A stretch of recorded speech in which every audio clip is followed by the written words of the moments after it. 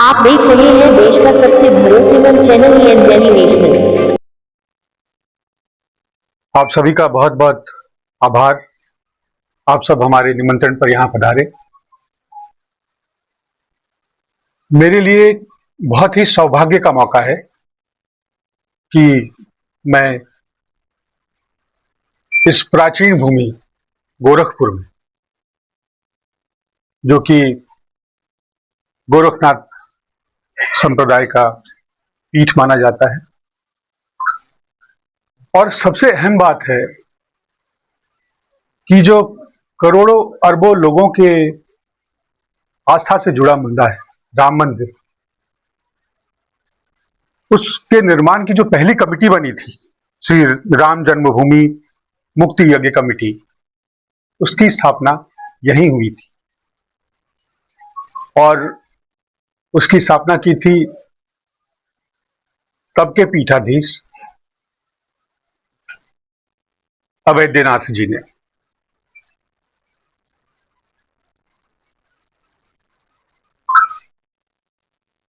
बड़ा दुर्भाग्य है कि आज आपके माध्यम से हम राजनीतिक व्यक्ति हैं, राजनीतिक मसलों पर हम अपने विचार रखते हैं, उनसे हम सरकार से प्रश्न करते हैं, पर यह जन आस्था का मामला है।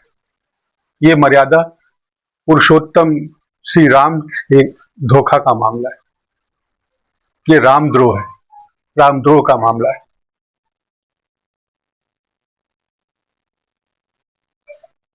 और इस भूमि को तो आत्मबोध की भूमि कहा जाता है। दुर्भाग्य से ऐसा दौर चला है राजनीति में कि जाति पाति धर्म संप्रदाय में हम बट गए हैं, पर इस भूमि का जो मूल है वो कभी ये नहीं।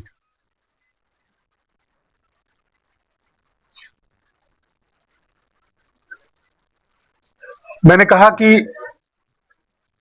भगवान श्री राम आस्था, आदर्श,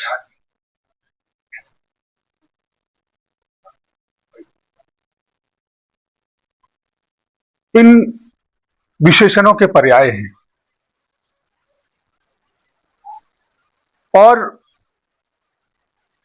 हम उन्हें जानते हैं, हम उन्हें पूछते हैं, क्योंकि उन्होंने बताया कि सत्य और वचन का पालन जो है वो सर्वोपरि है।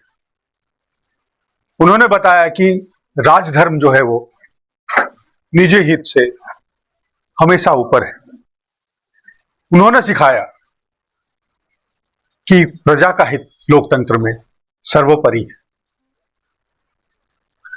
और ये भावनाएं, ये मूल्य हमारी संस्कृति में, हमारी सभ्यता में इस तरह से रचा बसा है कि राष्ट्रपिता महात्मा के अंतिम शब्द हे राम, और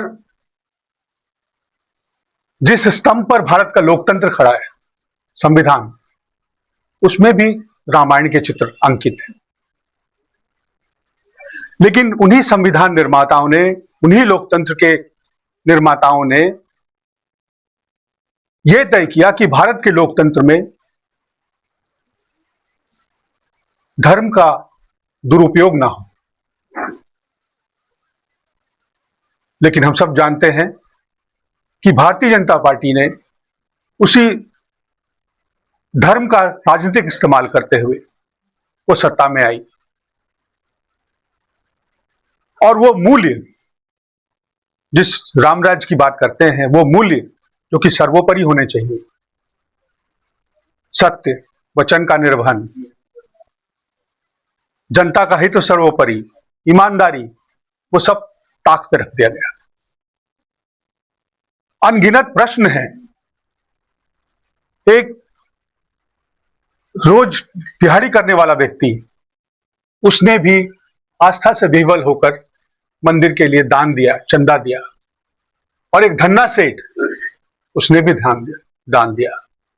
असंख्य लोगों ने योगदान दिया मंदिर के निर्माण में। और 2021 से मंदिर निर्माण का कार्य शुरू हुआ है। पिछले 5 वर्षों में एक के बाद एक ऐसे ऐसे कारनामे सामने आए हैं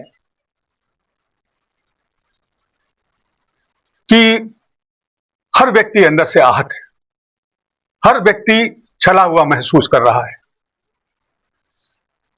पर जो लोग सत्ता में बैठे हैं उनके कान पर जूं तक नहीं रहेंगे, उनके चेहरे पे कोई शिकन नहीं है, उनको कोई आत्मग्लानि नहीं है। वो आपकी भावनाओं का परिहास उड़ा रहे हैं, मजाक उड़ा रहे हैं। उनसे कोई सवाल पूछने वाला नहीं है, क्योंकि उन्होंने परंपरा बनाई है कि अगर आप उनसे सवाल पूछेंगे तो आप देशद्रोही हो। तो क्या इस देश की जनता भगवान राम के साथ जो धोखा हो रहा है उसके बारे में भी प्रश्न ना करे? आज के सत्ताधीश यही चाहते हैं कि आप प्रश्न ना करें। और प्रश्न जो है वो मनगढ़ंत नहीं है, वो चश्मदीद प्रश्न है, वो तथ्यों के साथ आए सामने प्रश्न है। वो जमीन के खरीदारी का प्रश्न हो, जो लाखों की जमीन करोड़ों में खरीदा गया, जो 10 मिनट में एक जमीन को दोबारा खरीदा गया, जो 20-20 गुना बाजार मूल्य से अधिक कीमत पर ट्रस्ट ने जमीनें खरीदी, हमने सब देखा। तब कोविड का दौर था, सरकार ने उसको आनन फानन में दबा दिया। लेकिन अब जो प्रमाण सामने आए हैं, और खास करके उन लोगों के खिलाफ जो मंदिर निर्माण का ट्रस्ट था, जो कि सीधा प्रधानमंत्री जी के देखरेख में बना, 15 में से 3 लोगों के ऊपर सीधा सीधा आरोप है, प्रमाण है, उनके ऊपर कोई कार्रवाई नहीं। जिसके ऊपर जिम्मेवारी थी, जो पुलिस का अधिकारी है, जो सीसीटीवी में निगरानी करता, जो देखता था, उसका तबादला कर दिया गया बिना बताए हुए। जो कोषाध्यक्ष हैं, जिनकी जिम्मेवारी है, जिनकी जवाबदेही है, वो खुलेआम घूम रहे हैं जैसे उन्होंने कोई गलती नहीं की। तो सवाल यह है कि ये कौन सी राजनीति है, ये कौन सा राजधर्म है कि आप अगर सवाल से सरकार पूछे, एक आप ईमानदार पत्रकार, तो आपके ऊपर ईडी और आईटी का मुकदमा हो जाता है। इसी राज्य में मुझे याद है कि नमक और रोटी की स्टोरी करने वाले पत्रकार के ऊपर मुकदमा किया गया, और अनगिनत मामले हैं अब तो देश में। वो क्या गुजरात हो, क्या बिहार हो, और अब तो बंगाल हो। अभी 2 दिन पहले एक कलाकार के संबंधियों पर ईडी का रेड कर दिया गया, क्योंकि वो सरकार की कलाई खोलता है, सरकार के ऊपर वो चीटाकशी करता है। तो क्या इसी रामराज की परिकल्पना मोदी जी ने की थी? क्या यही जो तथाकथित डबल इंजन है, दरअसल ये डबल इंजन नहीं, ये 2 व्यक्तियों की सरकार है।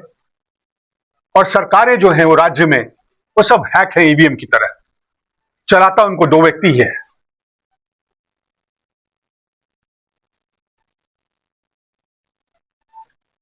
अनगिनत प्रश्न मैंने आपको दिया है अपने प्रेस विज्ञप्ति के माध्यम से।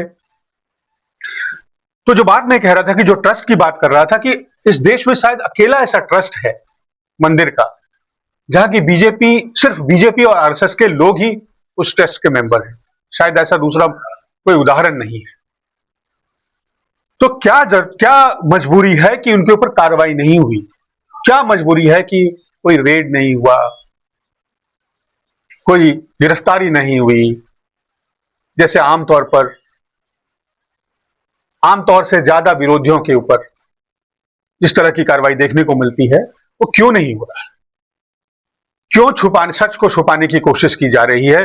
क्यों जो जनता का पैसा है, जो धन है, जो लोगों ने स्वेच्छा से दिया था, उसकी लूट पर पर्दा किया जा रहा है? बुलडोजर कार्रवाई की मांग कर रहे हैं आप?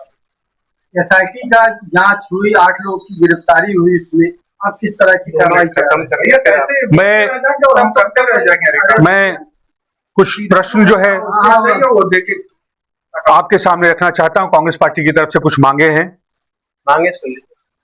हम मांग करते हैं प्रधानमंत्री नरेंद्र मोदी जी से कि वे देश को जवाब दें क्योंकि ट्रस्ट का जो निर्माण हुआ था वो प्रशासनिक निगरानी में हुआ था, उनकी सरकार और प्रधानमंत्री कार्यालय के हस्तक्षेप से हुआ था, इसलिए उनकी जिम्मेदारी है कि वो जवाब दें।